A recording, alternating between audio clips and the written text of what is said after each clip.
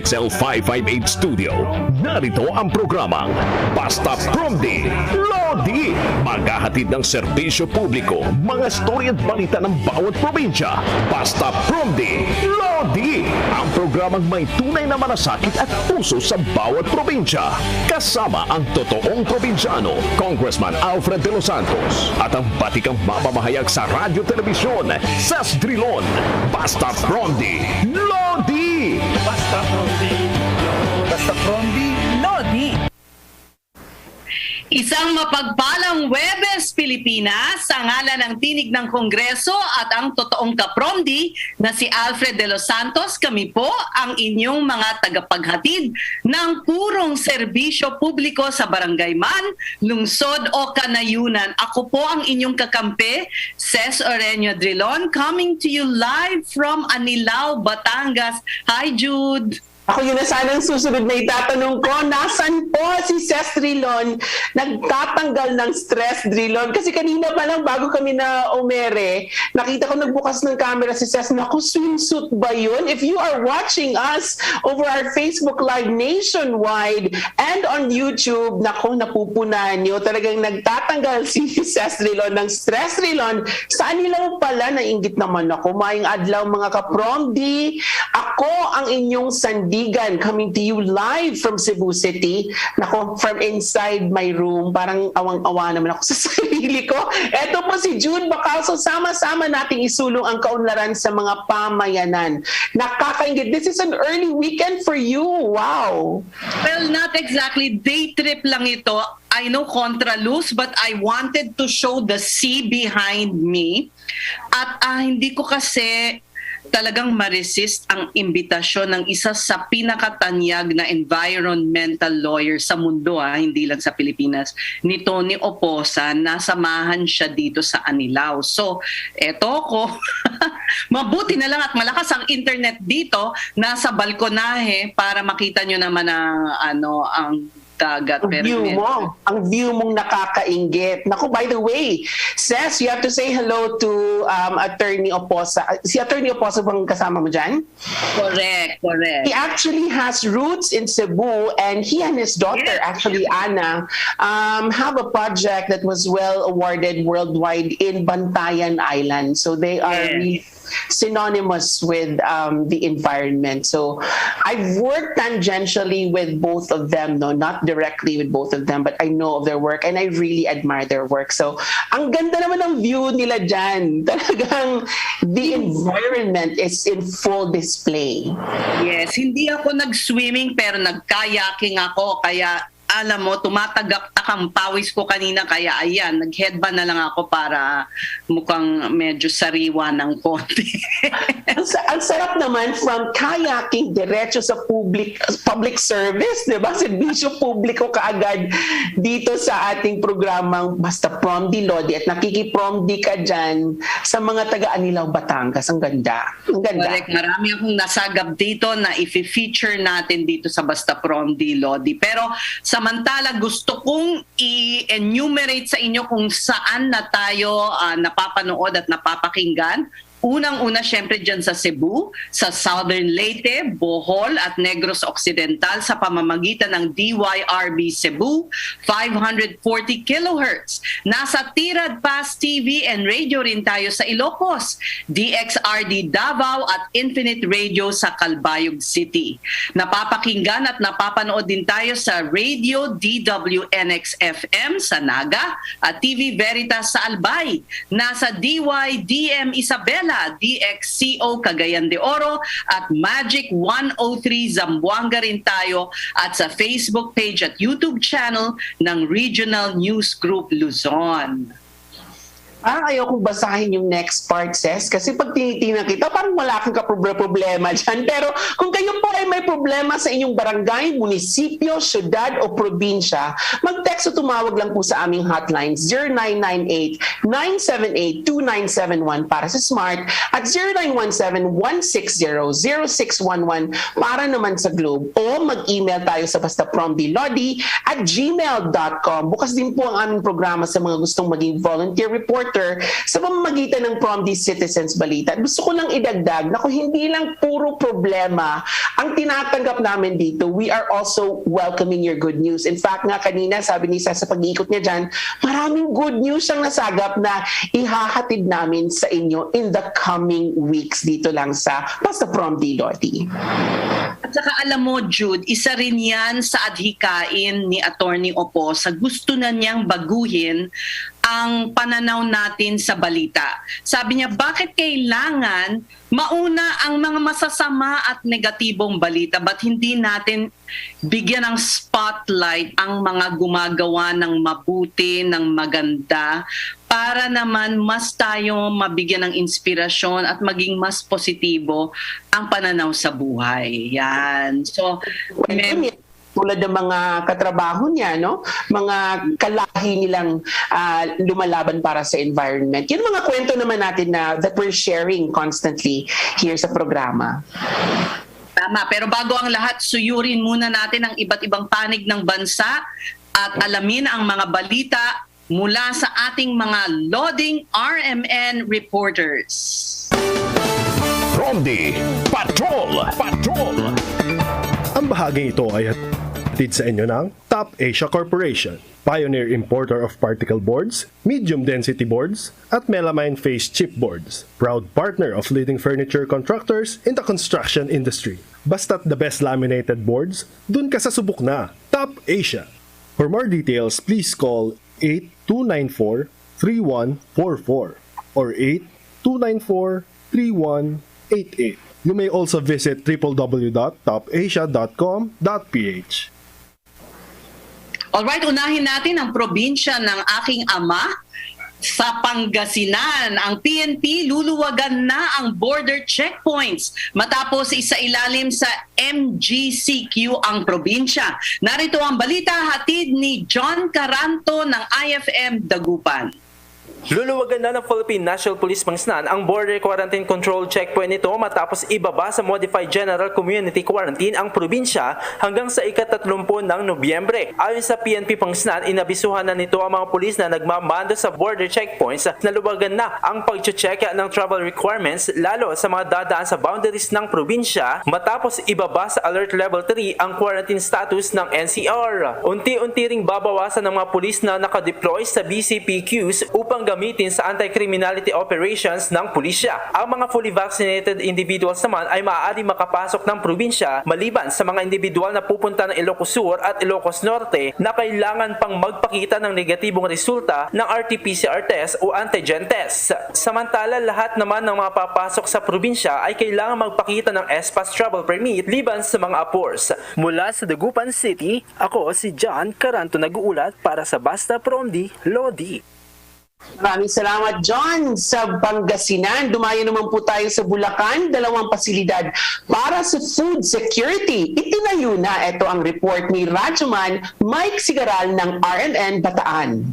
2 pangunahing pasilidad ang ipinapatayo ng pamahalaang panlalawigan ng Bulacan para sa mga magsasaka at mangingisda. Layunin nito na mapaigting ang produksyon ng pagkain habang patuloy ang laban sa pandemya ng COVID-19 sa pamamagitan ng lalo pang pagpapataas ng antas ng kasanayan. Ito ang Farmers and Fisherfolks Training Center sa Bakuran ng Kapitolyo sa Malolos at ang Food Productivity Center sa Satellite Government Center sa bayan ng Doña Remedios Trinidad. Sa paglalatag ni Bulacan Governor Daniel Fernando sa naturang mga proyekto sa ginanap na Bulacan Business Conference 2021, binigyang diin niya na ibinabangon ang maraming hanap buhay na naapektuhan ng pandemya at kinakailangan anyang matiyak na may makakain ang bawat Bulakenyo. Nasa kasagsagan na ang konstruksyon ng Farmers and Fisherfolks Training Center na ginugugulan ng 14 million pesos na budget. Mula sa Central Luzon, ako si Mike Sigaral nag-uulat para sa Basta Promdi, Lodi. Salamat, Mike! Sa Iloilo, nako, magandang balita po ito. 86% ng target population fully vaccinated na laban sa COVID-19. Narito ang report ni Radyoman Maggie Maleriado ng RMN Iloilo. Umabot na sa 291,010 o katumbas ng 86.82% sa 335,172 target population sa Iloilo City ang fully vaccinated na laban sa COVID-19. Ang Iloilo City ay may kabuuang populasyon na umaabot sa 478,817. Nasa 103.18% o 345,825 individuals naman ang nakatanggap na ng kanilang first dose gamit ang iba't ibang brand ng COVID-19 vaccines. Sinabi ni Iloilo City Mayor Jerry Treñas na hangad niya ang masayang Pasko para sa mga Ilonggo kaya't umaasa siya na maabot ang herd immunity bago sumapit ang Pasko. Sa ngayon, nagpapatuloy pa rin ang pagbabakuna sa mga kabataan na nasa 12 to 17 years old. Hinihintay rin ni Mayor Jerry Treñas ang go signal at exact date sa pagbibigay ng booster shots sa mga frontliners, senior citizens at mga may comorbidities. Mula sa Iloilo City, ako si Maggie Maloriado, nag-uulat para sa Basta Promdi, Lodi. Damagin na salamat, Maggie. Nako, Ses, lalabanan ko yung 86% mo ng 94%. Naman ang ganda naman ng competition na ito. Pahigitan tayo. This time around, COVID-19 recovery rate naman sa Region 10 ang pag-uusapan natin. Nasa mahigit 94% na. Ito ang good news ni Radyoman Annalisa Reyes ng RMN Cagayan de Oro. Nasa mahigit 94% na ang COVID-19 recovery rate ng Region 10 matapos madagdagan ng 137. Ito ay base sa COVID-19 briefer na inilabas ng Department of Health, Center for Health and Development kabilang sa mga bagong gumaling ang 24 na pasyente na taga Bukidnon, 47 Lanao del Norte, 41 sa Misamis Occidental, 14 Misamis Oriental, 7 mula sa Iligan City at 4 sa Cagayan de Oro City. Sa ngayon, umabot na sa 76,873 ang kabuuang bilang ng mga gumaling sa COVID-19 sa Region 10. Mula sa Cagayan de Oro City, ako si Annalisa Reyes, nag-uulat para sa Basta Promdi, Lodi. Thank you, Annalisa Reyes. Samantala, dito naman sa Davao, no vaccine, no transaction. Nako, inulan ng batikos. Alamin natin anong ibig sabihin ba ng no vaccine, no transaction. Yan ang ulat ni Radyoman Renz Barbarona ng RMN Davao. Humingi ng paumanhin ang Barangay Kabantian tungkol sa pagpapatupad ng palisiyang no vaccine, no transaction sa nasabing barangay sa ilalim ng Buhangin District dito sa lungsod ng Davao. Sa panayam ng RMN Davao kay Kapitan Nilo Cabiles sa Barangay Kabantian, wala siyang intensyon na i-discriminate ang mga hindi pa nagpabakuna ng COVID vaccine. Taliwas sa mga batikos ng mga netizens na isang diskriminasyon umano ang palisiyang ipinatupad simula kahapon na agad din naman kinansela. Anya, gusto lang naman niyang proteksyonan ang kanyang mga residente. Dagdag ng Kapitan na sa pamamagitan ng palisiya ay matulungan ang gobyerno na maabot ang herd immunity na inaasahang maitatala ngayong Disyembre. Dahil sa mga batikos at negatibong reaksyon, kinansela nito ang no vaccine, no transaction policy sa barangay dahil ayaw niya na maging dahilan pa ito ng pagkawatak-watak ng mga residente sa Barangay Kabantian. Sa ngayon, makakapag-transact pa rin ng mga residenteng hindi bakunado sa labas ng barangay at ang tanging bakunado lamang ang makakapasok sa loob ng barangay hall. Mula sa Davao City, ako si Renz Barbarona, nag-uulat para sa Basta Promdi, Lodi. Maraming salamat, Nes. Nakakagulat naman si Nes. Humingi. Nagulat ako doon, Ses. Talagang bumubuti na. Nabinilipit na naman yung dila ko. Talagang bumubuti na ang kalagayan ng bansa. Narinig naman natin sa ating mga balita. Dahil nga effective today, wala nang curfew sa Metro Manila. At ako'y sana all na lang. Oo nga, tama yan. So yan ang ating aalamin sa ating pagbabalik. Ang Basta Promdi, Lodi. Ang programang may tunay na malasakit at puso sa bawat probinsya. Basta Promdi, Lodi! Sugar, creamer, coffee, sugar, creamer, coffee. Bored at home? Counting 3 in 1s. Count 3 sets of Warrior 3 pose. 8, 9, 10. Maintain your yoga fitness even while on lockdown. Feel the surge at home. Work out with our celebrity coaches and join your favorite classes like yoga, high-intensity interval training, Zumba, and more. For more information, check out our Facebook page, Surge Lifestyle PH. I feel the surge at home. Ang bahaging ito ay hatid sa inyo ng Alfred Primecon Construction. Hanap po ba ay di kalidad na pabahay? kalsada o anumang infrastruktura, sa Alfred, siguradong dekalidad ang kagamitan at serbisyo. Alfred Primecon Construction, kaagapay sa dekalidad na pag-asenso. Atin to!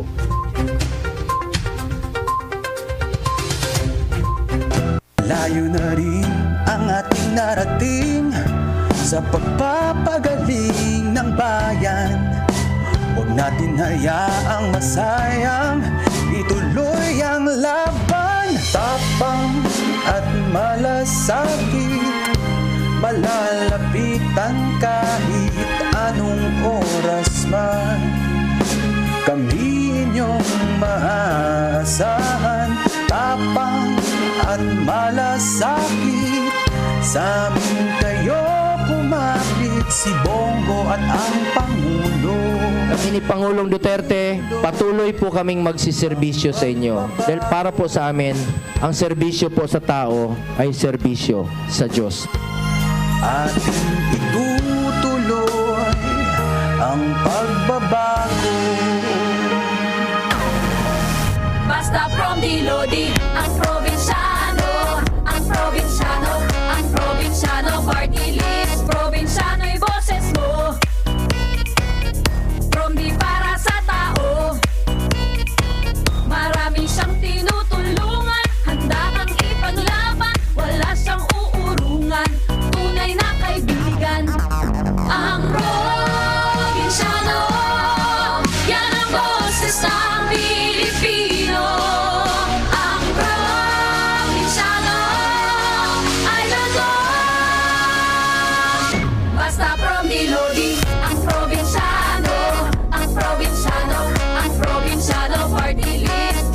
Basta Promdi, Lodi, ang probinsyano, ang probinsyano, ang probinsyano party list.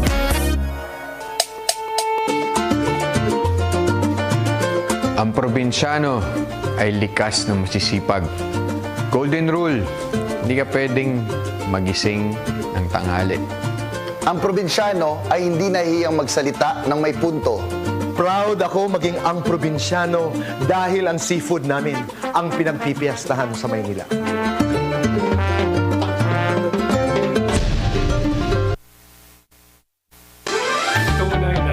Ang totoong probinsyano, Congressman Alfred de los Santos, at ang batikang mamamahayag sa radyo telebisyon, Ses Drilon, Basta Promdi, Lodi! Ruby, para Promdi, Pride! Ang totoong probinsyano, Congressman Alfred de los Santos, at ang batikang mamamahayag sa radyo telebisyon, Ses Drilon, Basta Promdi, Lodi!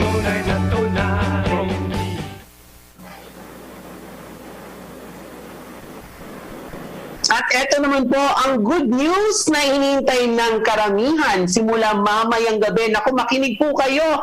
Wala ng curfew sa Kalakhang, Maynila. Kailangan ko yatang ulitin yun kasi excited yung mga taong marinig yun. Wala na pong curfew sa Kalakhang, Maynila. Pirmado na ng 17 mayors ang resolusyon na nag-aalis sa curfew hour sa Metro Manila ng alas 12 hanggang alas 4 ng umaga. Ito bilang paghahanda ng mga Metro mayors sa inaasahang pagtaas ng bilang ng mga tao at sasakyan sa mga major roads ngayong Christmas season na lumalapit. Pero ilang mga lungsod ang magpapatupad pa rin ng curfew hours sa mga menor de edad. Batay na rin sa kanya-kanyang ordinansya. Tama ka dyan, Jude. Bukod dyan, adjusted bukal hours na rin simula November 15 bilang bahagi ng traffic management plan. Pero may exemptions ang mga groceries at mga restaurants na nagsaserve ng breakfast. Maaaring magbukas ng mas maaga sa itinakdang adjusted mall hours. At kaugnay niyan, makakausap natin sa linya ng telepono ang General Manager ng Metro Manila Development Authority na si Attorney Romando Artes. At sir, kamusta kayo dyan?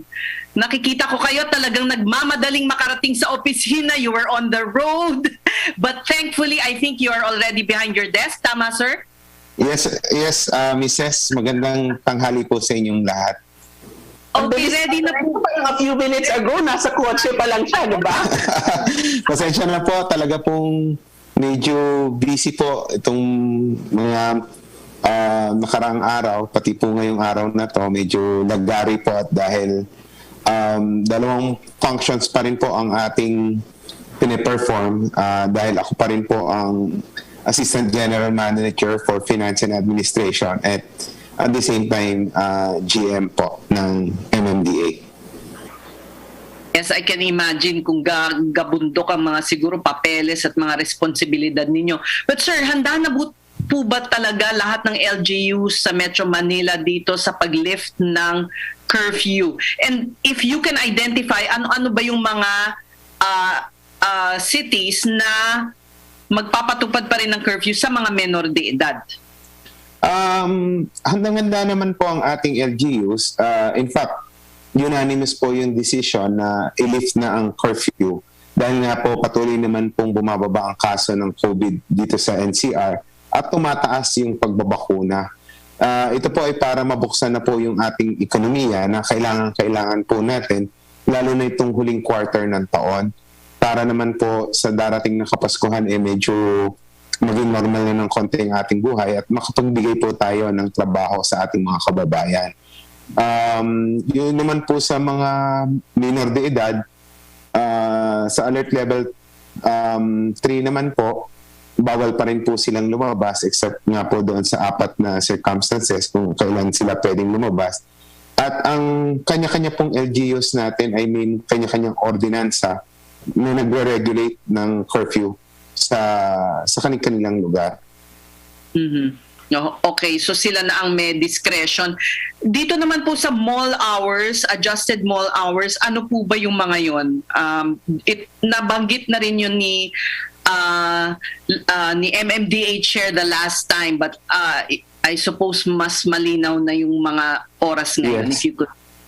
Opo, just to clarify, nag-meeting po si Chairman Ben Abalos sa mga mall owners at sila naman po ay nag-agree sa ating request. Actually, this will be the 3rd year na ini-implement ito na ang pagbubukas po ng ating mga malls ay starting 11 a.m. onwards, pwedeng hanggang late night, except po yung mga restaurants at yung mga fast food na nagsaserve po ng breakfast na pwede pong magbukas ng mas maaga at yung po mga groceries dahil po alam naman po natin marami rin pong bumibili ng groceries sa tuwing umaga para sa pagkain nila sa buong araw. So, napagkasunduan po na i-exempt po yung dalawang industriya na yan, ang groceries at yung mga restaurants po.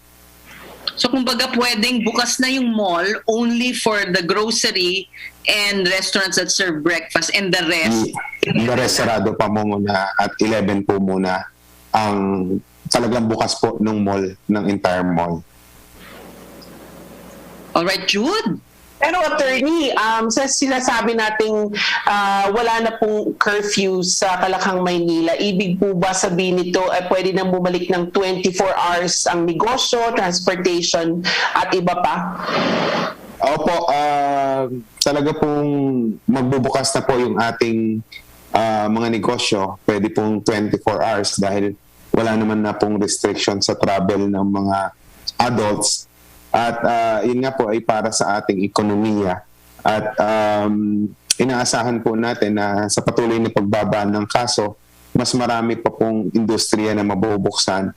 At yung pong ating transportasyon, simula po noong November 4, ay nag-increase na rin po ang capacity. And I understand sa presentation po ng DOTR, na magbubukas po sila ng mga additional linya ng pampublikong transportasyon para po kasabay po ng pagbubukas ng industriya ay meron pong sasakyan ng mga tao, lalong-lalo na po yung ating mga empleyado, lalong-lalo na sa gabi. So buhay na ulit, sir, ang mga convenience stores na 24 hours, mga kainan na 24 hours, mga bar. Pwede na po, pero i-remind lang po natin na kahit na po bukas sila, subject pa rin po sa restrictions under the alert level system po. Yung rules sa dine-in at yung mga social distancing, kailangan pa rin pong sundin ang ating mga establishmento. Siguro po, attorney, magandang ipaalala natin sa kanila, no, sa ating mga ka-Promdi na although lumuwag na yung curfew, we are still under what alert level? Kasi baka isipin nila, naku, wala nang alert level ito kasi wala nang curfew. Hindi po. That might be dangerous kasi baka ang kapay natin is another surge, no? Ano po ang status ng alert level officially, even with the lifting of the curfew? Kahit na po inilift na yung curfew natin, ang alert level system po natin or alert level now is still at alert level 3 po tayo. So same restrictions po, 30% sa dine-in, 50% po sa outdoor establishments. Patuloy pa rin pong pinapatupad yan at higit sa lahat, yung mga safety protocols natin like wearing of face shield and face mask, hand washing at social distancing. Yan po ay regardless ng alert level, ay kailangan po ipatupad yung mga safety protocols na yan. At dapat naman po inihikayat natin ang ating mga kababayan na patuloy pong i-observe ito para dire-diretso na po or tuloy-tuloy yung pagbaba ng mga kaso natin ng COVID-19. Papayagan na rin po ba, sir, ang mga pagbukas ng theme park dahil or mga perya dahil nalalapit na ang Pasko and yun ang talagang naging tradisyon na rin natin dito sa Pilipinas? Soon po, papayagan na po sila. Kasama na po dyan ang ating mga sinihan. In fact, I understand from SEAP or yung asosasyon po ng mga may-ari ng sinihan na starting November 10, magbubukas na po yung mga selected cinemas sa Kalakang, Maynila. So, pero yun nga po, yung sa akin nabanggit na kahit na magbubukas sila ay mag-observe po sila ng protocols po as mandated by DTI. Alright, maliwanag yan. Ang talagang, I'm sure nga tama ka, Jude, maraming nagsasaya at hindi makapaghintay na dumating ang araw na ito. But always remember to be careful, observe the health protocols. Panghuling salita na lang po, Attorney Artes, sa ating mga nakikinig at nanonood. Sa ating mga tagapakinig at tagapanood, nire-remind ko lang po kayo, hindi dahil bumababa ang kaso ay tayo magiging kampante at hindi na rin susunod sa mga safety and health protocols. Patuloy po natin i-observe yan at para po patuloy na rin bumaba ang kaso at hindi na rin po tayo magkaroon muli ng surges at magsasara po. Pag nangyari po yan, magsasara na naman ang ating ekonomiya, ang mga establishmento. Balik po tayo sa square one. So, ipagpatuloy po natin itong magandang ginagawa natin na nakikita naman po natin ang resulta. So, hopefully by Christmas, inaasahan din po namin na yung Metro Manila Film Festival na under po ng MMDA ay sa mga sinihan na ipapalabas. So, hopefully, a brighter Christmas po para sa ating lahat. Thank you so much, MMDA General Manager Don Artes. Marami pong salamat sa inyo. Salamat po sa inyo. Thank you very much. Importante talaga ipaalala natin sa ating mga kababayan, mga ka-Promdi na kahit lumuwag na po nawala na ang curfew sa Manila, we're still strictly under alert level number 3. Alam mo, Ses, dito sa Cebu, we are alert level number 2, but meron pa rin kaming curfew, no, from 11 p.m. to, I think, 4 a.m. So hopefully, mawawala din yan. Otherwise, tulad nga na sinabi ni attorney, parang tsa-tsa tayo nito na purong sulong, di ba? Or in terms of Cebu, parang sinulog na 2 steps forward, 1 step back. So that's what we're trying to avoid, na pasulong lang sana tayo in terms of our pakikipaglaban, no, against COVID-19. Ito namang isang ka-Promdi natin mula sa isla ng Talim sa Binangonan. Sana pinonounce ko yun ng tama. Anyway, makakausap natin siya. Sa Binangonan, Rizal, ang lumapit sa atin para humingi ng tulong. Wala raw kasing community doctor ang kanilang lugar. May health center, pero kulang sa doktor. In fact, 0 ang sinabi nila. So, lumapit sila sa atin. Kaya naman sa tuwing nagkakasakit daw ang mga tao sa isla, kadalasan nagkakahawaan o worse, yung iba namamatay na lang raw na di nalalaman ang sanhi ng karamdaman. That's very difficult. Alam mo, Jude, narating ko na yung isla na yan. Noong I think it was Ondoy, nagpadala ng tulong din ang military at kaya ako nakarating doon. At medyo nga mahirap siyang marating. Kasi yung transportasyon, lalong-lalo na gumagamit sila ng bangka and kami gumamit ng eroplano para magdala nga ng mga ayuda sa kanila noon. Mahalang pamasahe papuntang bayan para magpagamot sa pribadong doktor at ang kalbaryong ito ang siyang nagpapahirap sa kanila. Para maipaliwanag ang sitwasyon nila doon, makakausap natin si Paul Coral, residente sa isla ng Talim. Paul, kamusta ka dyan? At ituro mo nga sa amin paano ba? Talim. Okay, so magandang tanghali po sa inyo, Ma'am Ses, at sa inyo din po, Ma'am Jude Bacalso. So, ano ba yung sitwasyon po namin sa Talim? So, pagdating po sa health system ay sobrang hirap po. Kasi nung nakaranas po kami ng sitwasyon na nagkakaroon ng sakit, pagkalat ng isang sakit na hindi namin alam kung ano bang sakit yung kumakalat dito sa isla. So, mahirap na malaman o mabalitaan mo na lamang na may kamag-anak o kaibigan kang namatay na hindi mo alam kung ano ang mailulunas dahil wala ngang doktor o isang doktor man lang dito sa isla ng Talim. So sa pagdating naman sa usapang emergency, sobrang hirap dahil sabihin nga po natin na katulad po dito sa aming barangay, ito'y dulo na ng isla ng Talim. Kailangan pang bumiyahe gamit ang isang bangkang demotor sa loob ng isang oras bago makarating sa bayan ng Binangonan.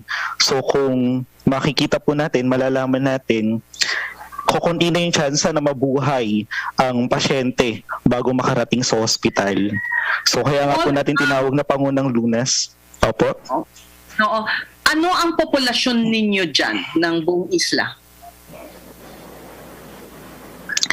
So sa populasyon naman po, Ma'am Ses, pagdating po kasi ang isla po kasi merong 24 na barangay. So nahati po to sa dalawang munisipalidad, ang munisipalidad ng Binangonan at ang Cardona. So kami po nagbibilang kami sa municipality ng Binangonan, ang 17 barangays. So sa bawat barangay, masasabi ko meron ng malaking populasyon. At sa dami ng populasyon namin, kailangan talaga po namin ng doktor na regular dito sa isla.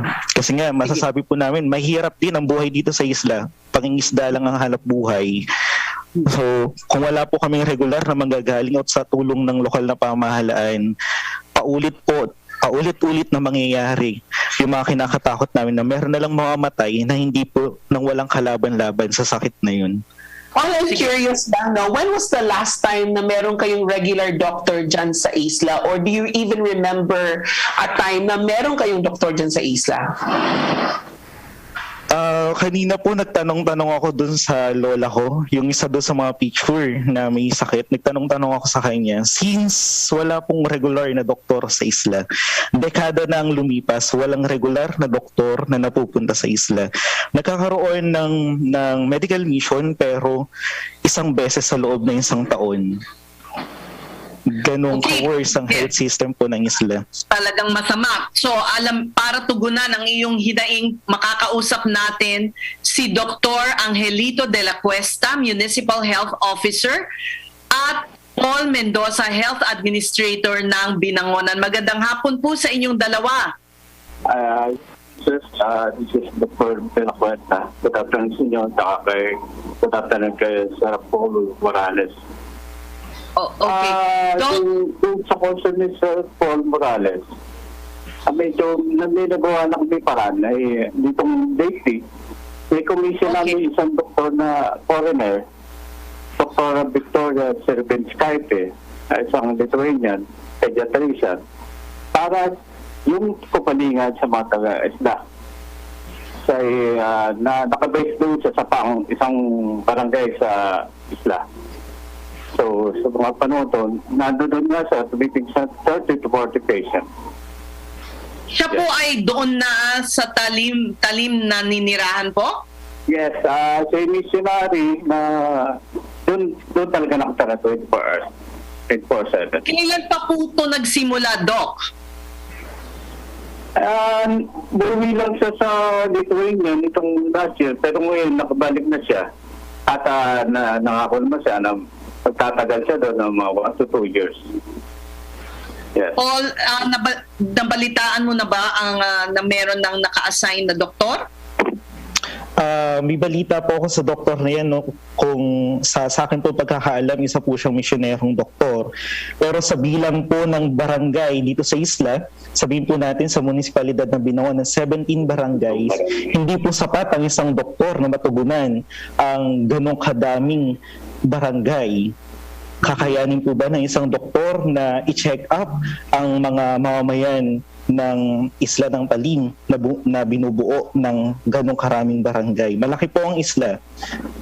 Pero ang gusto ko lang naman po iparating sa health natin, pagdating sa lokal na pamahalaan, kasabay siguro ng pag-unlad ng bahay ng Binangonan, sana ay maisabay ang health system sa isla ng Talim. Sana hindi po kami mapag-iwanan. Ang inyong tugon po, Doc de la Cuesta. Yes. Noted naman, sir, talagang ginagawa na ating pamahalaan ng adagdagan ng serbisyo. Lalo na karating mga ganyan po sa mga panahon to. Lalo na may panahon pa ng pandemya, talagang medyo hirap din kami magpadala nang hindi talaga taga-isla. Pupunta doon, tapos babalik. Kaya yung, for the meantime, yung muna ang itutugon namin, isang doktor na talagang nakutira doon. Para pong nakakapagtaka lamang na isang foreigner pa yung ating mako-commission at missionary. Kumbaga parang hindi po ba pwede yung 2 linggo pumirmi ang isang doktor tapos babalik ba naman para pong kulang, bakit umaasa tayo pa sa isang banyaga na mukhang misyonaryo na talagang kumbaga yan na yung kanyang calling. Kulang po bang pondo, sir? Yes. Hindi naman 2 linggo, 2 years ang pangako sa amin na maglalagay sa isla. Hindi naman siya maalis doon. At lagi lang siya doon. Actually, nakaka-3 months na siya doon. Hindi naman siya maalis. Siguro po sir, yung point kasi ni Paul is hindi po sa kung meron bang doktor doon 24/7.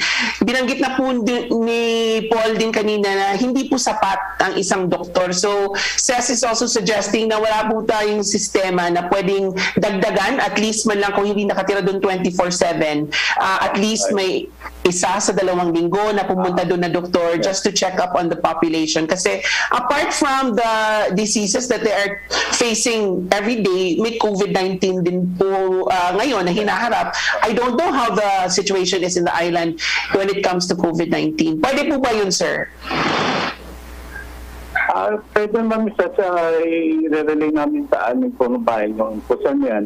Hopefully, matagdagan pa natin ng doktor dyan. Bukod sa midwife na nakatalagay sa Hapagatan, which is the second farthest barangay from the mainland. Yes, Mrs. That's namin talaga may mayor yung concern yan. Ano ba ang population, total number of people po sa Talim Island? Mrs. lang po si Sir Paul para sagutin yung sagutin. Ang population ng sa Talim Islands, 5 of Binangonan, we have 17 barangays doon, from Barangay Kasili to Barangay Habagatan. Approximately, nasa mga more than 20,000 yung population. So, this is for the Binangonan side lang. Yung iba ay sa ibang bayan naman. Yes, ito yata sa Cardona side, 7 barangays ang nasa Cardona. Paul, narinig nyo ang sinabi niyang Municipal Health Officer. Tututukan namin ito, no, if that will fall through, and then please do contact Basta Promdi Lodi if there's any change. Kasi sabi nila, they will look into adding more doctors into the area. Paul, you're a teacher. Isa kang teacher dyan, sa Talim? Opo, isa po akong guro, pero sa Valenzuela City po ako nagtuturo. So hindi dyan? Opo, Pero ako po ay tubong tiga Talim na. Dito na po ako pinanganak, dito na po ako nag-aral ng elementary at high school. Kaya alam ko yung pamumuhay po sa Talim. So nagkaroon po ng pandemic, ay bumalik po ako dito sa Talim. At sa pamamagitan ng online class, nakapagturo po ako sa mga estudyante ko. Kamusta naman ang COVID-19 response ng isang isla? Is it easier? Mas mahirap ba siya o mas madali siya kasi kontrolado yung population? Masasabi ko po, pagdating dito po sa isla, pagdating sa COVID-19, hindi po kasi po namin alam kung COVID na ang isang sakit. Kasi sabi ko nga po, nung nakaraang buwan, sa bawat pamilya, hindi ay nagkakaroon o nagkakahawahan. Sabihin po natin, 5 miyembro ng bawat pamilya dito nagkakaroon ng sakit. Hindi po namin masagot ang katanungan kung ito ba'y COVID-19 o natural na trangkaso lang. So kaya hindi ko po masasabi kung ito ba'y madali o mahirap para sa amin yung usaping pandemya. Normal naman po ang buhay dito sa Talim. Sabihin po natin mas yung pamumuhay, kung ikukumpara natin sa mga bayan, mas okay naman po dito. Masasabi kong mas safe. Ang inaalala ko lang po talaga dito ay yung sabi nga po natin pag usaping kalusugan, oras din ang kailangan nating pinag-uusapan, ang hinahabol natin oras. Kasi marami ng beses ang nangyayari na meron ditong itinatakbong pasyente hindi na nakakaabot sa ospital kasi nga wala pong doktor na mag-aasikaso. So yung mga health center natin. Yes, so Paul, alam namin yung mga challenges dyan at maging sa Binangonan na I'm sure hirap din, ano? So in as much as ikaw ang nagdala ng problema, okay lang ba bibigyan ka namin ng assignment?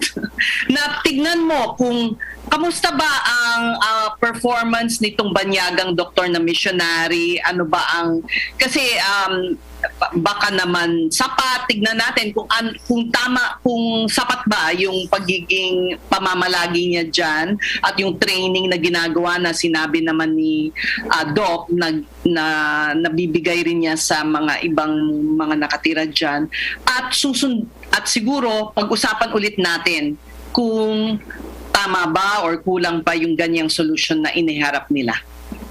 Sa tingin mo, okay? Sige po, Ma'am Sis. Kasi mahirap ka kung teacher ko yung nabigyan ng assignment. Yeah, but diba, it's also, since you're concerned, you might as well check. Baka naman may punto ang Binangonan na ito ang kanilang kinomisyon. Baka naman hindi. Kasi mahirap din kaming magbigay ng opinion o suggestion dahil hindi namin alam ang sitwasyon dyan sa inyo. Okay? Sige po, ma'am. Sige. But we'll hear from you, ha? O, Alayan, isa ka nang sasabihin namin parang from the Lodi citizen reporter, di ba? Baka gusto mo, kunan mo na rin ng video. Let's work together. Salamat po.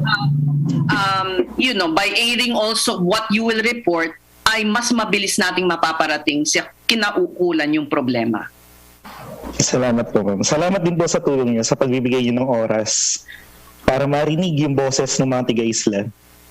Maliit na bagay lang naman yan, Paul. At nakarating na rin ako sa islang yan. Imagine, ha? Nung Ondoy. Oo, kasi parang matagal nga hindi kayo yan din ang hirap pag nasa isla. Parang matagal kayong nabigyan ng tulong pagkatapos masalanta ng Ondoy. So marami ding salamat, Doc. Is it De La Cuesta? Meron lang naman yung Paul Morales at we'll do our best to improve on our performance or our situation in the island. Yes, we will continue to monitor, sir, ha? Sige po, Maraming salamat. Maraming salamat din po. Ayan. Nako, eto naman kasi may isa pang problema na tayong tutugunan, Jude. Noong October 18, lumapit sa Basta Promdi Lodi ang ginang na si Mary Jean Dingding na may problema sa binili niyang foreclosed property sa Pag-ibig Housing kasi ayaw umalis ang dating may-ari ng bahay, tapos nagbabayad pa rin, hindi siya makalipat, tapos nagbabayad pa siya ng upa. So Mary Jean, kamusta ka dyan? Ay, okay naman po. Magandang hapon po, Ma'am Sis Drilon. Sige. Ano ba nangako ang Pag-ibig na mag-a-attend sila sa nabibigyan nilang atensyon ng problema mo? Naayos ba? Hindi pa po, Ma'am. Ang inaano po nila, Ma'am, kukuha daw po kami ng abogado, private abogado. Tapos hindi nga po namin kaya na kumuha ng private abogado. Katulad ngayon po. Sinabihan na kami nung may-ari ng bahay na kailangan namin nang umalis dito kasi hindi na nga po kami nakabayad ng 3 buwan. Ng upa? Opo. O sige, nasa kabilang linya si Jack Jacinto, ang kinatawan ng Pag-ibig, para bigyan tayo ng update. Jack? Magandang hapon, Ma'am Ces, at magandang hapon din po, Ma'am Mary Jean. Magandang hapon din po, sir. Paano ba ang problema ni Mary Jean? Sabi niyo noon, kumusta po kayo, Ma'am Ces? The following day, matutugunan niyo na. Ito po, ganito po, Ma'am Ces, ang ginawa ho natin sa Pag-ibig Fund, una po ay inalam ho natin kung sino po yung pong occupant ngayon dun sa kanilang nabiling bahay, At hindi naman natin kailangan isiwalat yung pangalan ng sinasabing occupant. Ngunit tinignan ho natin yung ilang beses ho natin pagpapadala ng kanilang notice to vacate. At papaalam ko rin po kay Ma'am Mary Jean, nakausap po natin yung kanyang partner or yung kanyang asawa na si maaari po bang banggitin yung pangalan, Ma'am Mary Jean? Opo. Si Sir Robert. Si Sir Robert, thank you po. Si Sir Robert, kausap po natin siya. At yun nga po, meron po kaming mga bagay na napag-usapan para po masolusyonan po at hopefully po within the year po makalipat na po kayo doon sa sa inyong nabiling property. Ma'am Ces, talaga po naman na hindi po dapat nang may nakatira doon sa bahay na iyon. And for siya po yung na-purchase ho nila as an occupied unit. Ngunit ito po yung mga ginagawa ho natin ngayon. Una po sa lahat, pupuntahan po ng Pag-ibig Fund mismo yung pong property at chitsyempohan po yung occupant para po yung pong notice to vacate. Yung pong notice to vacate ay i-issue ho natin in person doon sa ngayon ay nag-occupy ng property. Hindi pa yan nagagawa, sir. Hindi pa yan nagagawa October 18 pa yun nung last tayo nag-usap. Nagagawa po yan, Ma'am Ces. Ngunit ang pagpadala ho natin na apparently po ay via courier. At to be honest, Ma'am, hindi po natin matsyempohan. Yung pong hindi na mahirap pong tsyempohan po yung nakatira. Kaya po ngayon po ay pupuntahan ho natin on a certain time para po sigurado pong maabot po natin in person. Kung po maabot, Tatago siguro yun. Yung ngayong nakatira. Nagtatago pa, sir. Nagtatago siguro. On air po kasi pero may napag-usapan. I know, na timbre pa natin. You know what? I don't want to go into yung yung observation ko about this policy because the onus should not be on Mary Jean to even get a private lawyer to go to court. Pambihira naman, di ba po, sir? And we expected that by now may solution na. Ay, naku, Ma'am Ces, talaga pong ginagawa natin ito ng pagkat. In fact po, even before, meron po kasi tayong option po, Ma'am Mary Jean, I believe na offer din po sa inyo, na replacement property. Ngunit ito pong property pong ito na unfortunately po ay occupied nga po, ay ito po talaga po yata yung ibig na makamtan nila Ma'am Mary Jean at nila Sir Robert. So, yun po yung... Nakita nyo na ba sa kanila, Mary Jean?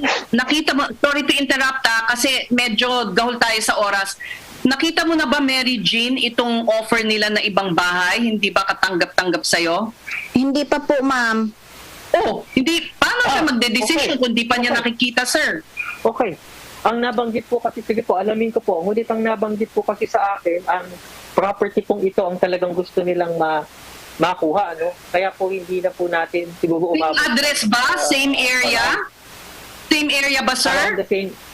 Around the same area po, but baka hindi po doon mismo sa same subdivision. But it's generally the same house, same area, same more or less similar. Yung pong value po, Ma'am Tess. But considering the same area po, ganun din naman po yung more or less valuation doon. Pero sige, regardless, Ma'am, ibigay pa rin Mary Jean, sandali lang, sir. Mary Jean, bukas ka ba sa ganon na kung yung ipakita sila sa'yo, malapit dun sa kung saan mo gustong lumipat at medyo kapareho naman ang size, ang value, bukas ka ba doon? Okay lang po, basta meron kaming matitirhan, ma'am. O, tignan nyo, sir. But I mean, my gosh. She doesn't even know. Okay. You could have touched with her.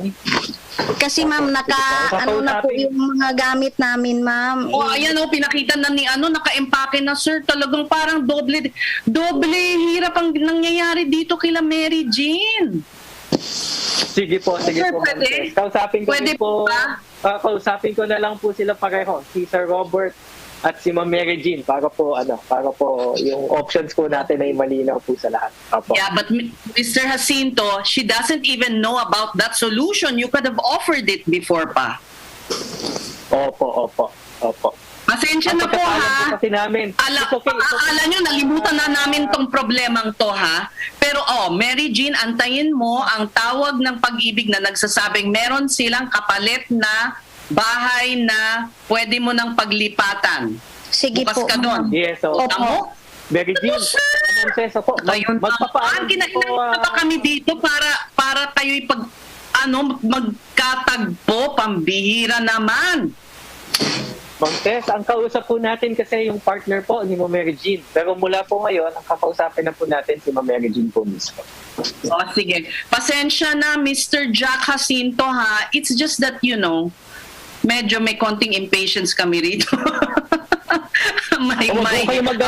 Huwag ho kayong mag-alala, Ma'am Tess. Naiintindihan po talaga namin, Ma'am. Ay kami nga rin po nag-iisip, ano ba ang lahat ng maaari nating... Ayun na pala.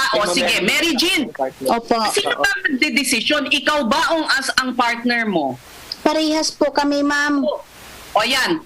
Ngayon, kayong dalawa magsama pag kinausap kayo ng pag-ibig para once and for all matapos na ito. Okay po, ma'am. Sige. Tapos, makikibalita ulit kami sa ito. Sige. Well, thank you very much, Mary Jean Dingding. Thank you very much, Mr. Jack Jacinto. Naging doktor tuloy. Maraming salamat at babalikan namin kayo. Pasensya na, Jude. Alam mo, ito kasing kasong to ay... Maraming salamat din po, Mrs. Sige, thank you, Mary Jean, ha? Okay po. Salamat din po, Ma'am Tess. Maraming salamat din po, Ma'am Tess. Maraming salamat din po. Ma'am Mary Jean, salamat. Kausapin ko po kayo mamaya ni Robert. Sige po. Maraming salamat din po. Hindi naman ang promise natin, Ses, di ba? On-air action at solusyon para sa mga tumawag sa atin. So talagang, it is understood if you have a little bit of impatience. Kasi nga, sinabi mo, this happened before I came in. So, follow up na ito. Naka-isang linggo na ako halos dito sa Basta Promdi, Lodi. Naka-isang linggo na ako. Tomorrow will be exactly 5 days since I joined. So, this happened even before I joined, which was only on Monday. So, the response should be quicker than that. Mas mabilis sana doon. Kasi nakita mo naman, naka-impake na si Mary Jean.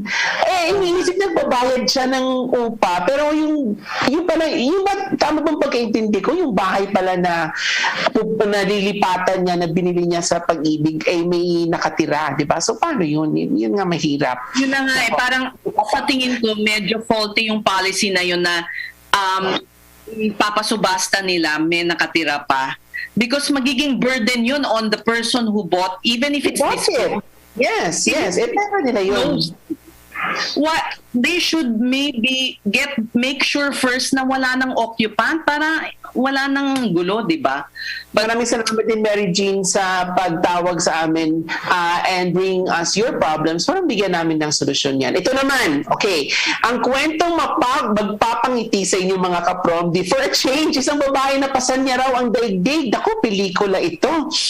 Sa dami ng pagsubok na pinagdadaanan, pero nalagpasan at ngayon unti-unti nang inaabot ang kanyang pangarap para sa pamilya at sarili. These are stories that we like to share with you apart from problems that we give solutions to. So I look forward to the 2 problems that we forwarded today na may solusyon na siguro next week sa pangalawang linggo ko dito sa programa.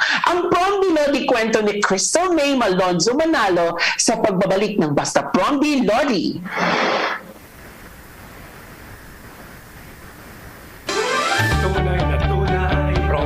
Ang programang may tunay na malasakit at puso sa bawat probinsya.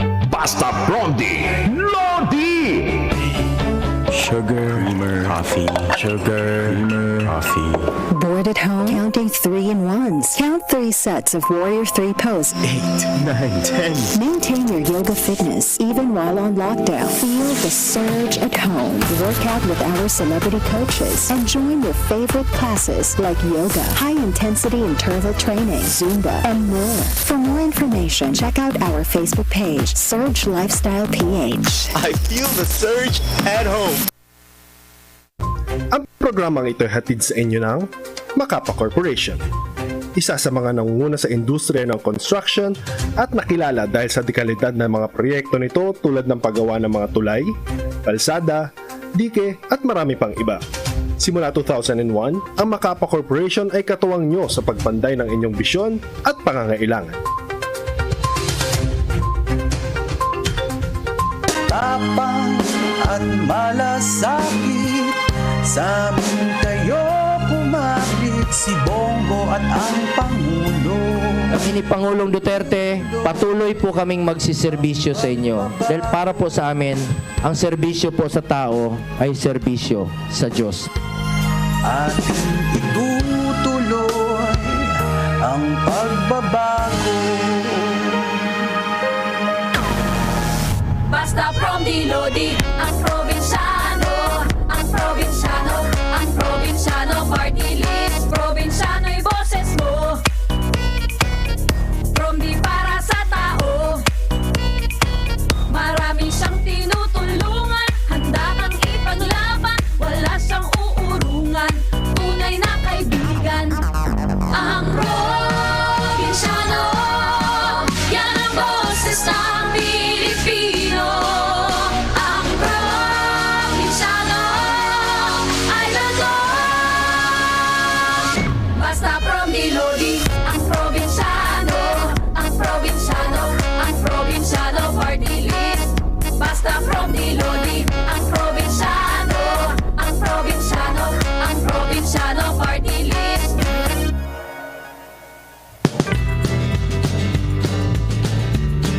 Ang probinsyano, di rin naaawod nga magyakan nga may punto.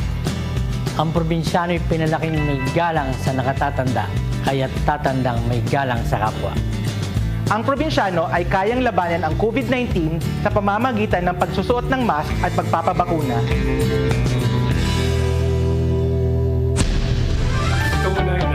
Ang totoong probinsyano, Congressman Alfred Delos Santos at ang batikang mamamahayag sa radyo telebisyon, Drilon, Basta Promdi Lodi! Alam nyo, bata pa lang, si Crystal May Malonzo Manalo ay naghiwalay na ang kanyang mga magulang, kaya naman maagang natutong kumayod si Crystal. Naglilinis ng isang resort sa Panso, Laguna, kasama ang kanyang lola. Nagbebenta na sa kanyang paaralan ng kung ano-anong gamit, bagay para lang kumita ng pera at makatapos sa pag-aaral. Sa kanyang pagsusumikap, naging scholar siya sa kursong, mechanical engineering, hindi birong kurso yon. At kapag tapos na, this is even more amazing, mayroong Academic Excellence Award hanggang sa nakapasa na siya sa board at isa na siya ngayong engineer. Engineer, parang beauty queen ang pangalan Crystal. Kasama, kumusta ka na ngayon, Crystal? Engineer Crystal. Magandang hapon po. Isang mapagpalang hapon po, Ma'am Ces and Ma'am Jude. Ayos naman po ako ngayon. Kayo naman po, kamusta po kayo? Ako, okay kami, pero mas mukhang okay ka, Crystal. Diretsahang tanong sa'yo, anong isa sa pinakamalaking sakripisyo na gawa mo? Kasi marami kang pasan ng daigdig ang description mo sa buhay mo eh. What is your biggest sacrifice para makamit mo yung, meron ka pang academic excellence, meron ka pang kurso ngayon na mechanical engineering. Ang tanong, may trabaho ka na ba, Crystal? Opo, nagkaroon po ako ng work last year. Kaso sa Manila po yun. So last month lang po, nag-decide ako na balik ako dito sa province, which is sa Laguna, kasi nga po na homesick din ako at naiisip ko po yung lola ko na mag-isa dito sa tindahan. So we decided na dito na lang po ako ulit mag-work sa Laguna. What is your biggest sacrifice, Crystal, na siguro pwedeng pulutan ng aral ng ating mga kapromdi, and how you got over that biggest sacrifice? Kasi pasan ng mundo nga ang buhay mo, di ba? Opo. So, sa tingin ko po, ang pinakamatinding sakripisyo ko po is yung ginawa ko po lahat. Kumbaga, hindi ako nag-focus sa sarili ko eh. Mas ginawa kong inspirasyon yung pamilya ko. So, wala ako dun sa part na bata ako, dapat makikipaglaro ako. Ang nasa isip ko po, bata ako, pwede ako makapagtinda sa mga kaklase ko ng mga coloring books. Yung mga ganun po agad yung nasa yung diskarte ko eh. Kasi maaga nga pong naghiwalay yung parents ko. So, una, nasa mother side po muna ako, hindi niya na ako kayang tustusan. Kaya po, inako ng lola ko yung responsibility. So, kung makikita niyo po sa ibang kabataan, marirealize niyo, may time sila na mag-online games or something. Ako po, mas nilalaan ko yung time ko para, yung extra time ko para dumiskarte. At the same time, mag-aral po ng mabuti para masuklian ko po yung ginagawa na sakripisyo din ng mga taong tumutulong po sa akin. Malaking sakripisyo nga yun, Ses, di ba? To sacrifice your childhood, imbis na maglaro ka, naglalako ka sa school. Opo, so bali, Crystal, na kakaiba ang choice mo ng kurso kasi I think karamihan sa mechanical engineers ay mga lalaki. Bakit ito yung puso ng karera? Parang tinupad ko lang po yung ano ng lola ko kasi para mapanatag siya. Kasi yung father ko po, hanggang third year mechanical engineer po yung natapos niya. So parang ang pangarap sa buhay ko po ng lola ko is may mapatapos. So sabi ko, huwag kayong mag-alala, Nay, ako yung tatapos ng pangarap nyo, ako yung gagawa ng lahat. Tsaka medyo, rin naman po ako curious din ako sa mga bagay-bagay, kaya sabi ko, bagay din sa akin tong mechanical engineer. At yun po, nag-succeed naman din ako. Galing! Galing! At saka patunayan mo ang galing ng mga kababaihan. Naku po. Thank you for sharing your good news with us. Ikaw ang aming Promdi Lodi ngayong araw na ito. Maraming salamat, Engineer Crystal, sa pagbigay ng iyong kwento na hindi na pasan ko ang daigdig. Ano nang title ng pelikula mo ngayon, ng buhay mo, Crystal? Kung siguro po, kung bibigyan ng titulo yung buhay ko ngayon, siguro Tagpi. Ano yan? Yun po yung magiging Tagpi po, yun po yung pinakamagiging titulo ng buhay ko. Kasi dun sa Tagpi na, kasi dun sa sumikat po na post ko, yung viral post ko, na doon po nakapaskil yung tarpaulin ko sa Tagpi naming bahay ng lola ko. Kaya ako nasabing Tagpi kasi bago rin po ako nakarating dito, Tagping sakripisyo rin po yung ginawa namin. Kaya ako rin po nabuo yung magandang istorya kung asaan po ako ngayon. Ayun, talagang nabuo mo na yung dating tagpi-tagpi. Ang ganda naman. Congratulations sa iyo at kamustahin mo kami sa lola mo, ha? Opo, maraming salamat din po. Congratulations din sa lola mo kasi etong mga sakripisyo mo, inako niya ang responsibilidad ng both your parents. So, it is as much her triumph as it is yours. So, congratulations sa inyo. Maraming salamat, Engineer Crystal. Maraming salamat din po. Honored po ako na maimbitahan sa programa ninyo. Nako, it is our honor to hear stories like this and to share it to our kapromdi. Nako, two points na ako, Ses, ha? Dalawang mga taga Laguna na ang ating mga nakasama dito sa Good News. At yan po, ang isa na namang araw ng ating paglilingkod sa ating mga kababayan. Overtime na tayo. Ako ang inyong sandigan, Jude Bacalso. Okay, sa ngalan ng tinig ng Kongreso na si Alfred Delos Santos, Basta Promdi, ako po ang inyong kakampi, Cesorenia Drilon. Isang mapagpalang araw po sa inyong lahat.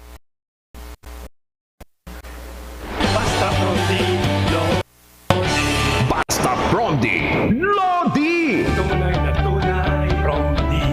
Abangan ang susunod na talakayan sa programang tunay na may malasakit at puso sa mga probinsyano. Kasamang totoong probinsyano, Congressman Alfred de los Santos at ang batikang mamamahayag sa radyo-telebisyon, Ses Drilon, dito sa DCXL 558. Radyo Trabaho, Basta Promdi, Lodi!